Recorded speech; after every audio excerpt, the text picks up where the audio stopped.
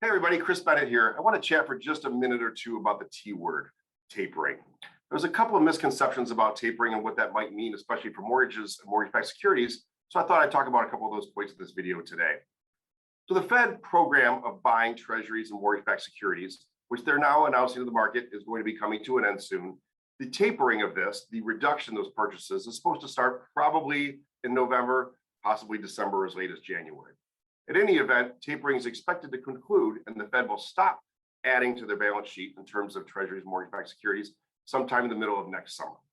So there's a lot of concern, especially in the originator community, about well, what's going to happen then. We can see through the numbers that on average the Fed is buying $5 billion a day in mortgage-backed securities, and we as originators are contributing a net new $5 to $7 billion a day in mortgage-backed securities from the new originations. So if we're already contributing more than the Fed's buying, what's going to happen when the Fed number goes from 5 eventually to 0? Well, I've got good news. The mortgage-backed securities market is actually way bigger than we originate and way bigger than the Fed is buying. There are actually about $250 billion every day in mortgage-backed securities that are traded.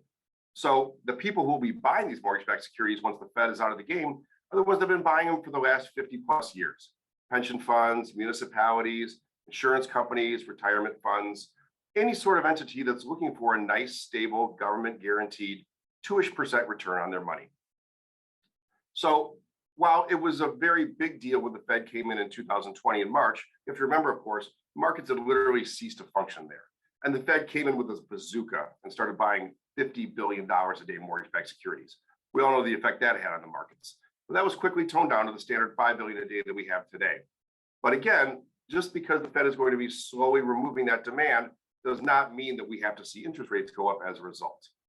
The last time tapering happened, which was in 2014, when the Fed announced their program, the 10-year yield was 3%. By the end of 2014, when they were done tapering, the 10-year yield had actually declined from 3% all the way down to 2%. Now, our 10-year yield sitting around $1.60 right now is nowhere near 3%, but the bottom line is this. Rates may very well go up, but it won't be because the Fed stopped buying everything but the kitchen sink. The overall mortgage-backed securities market is actually 30 to even 50 times rather, bigger than what the Fed is buying each day.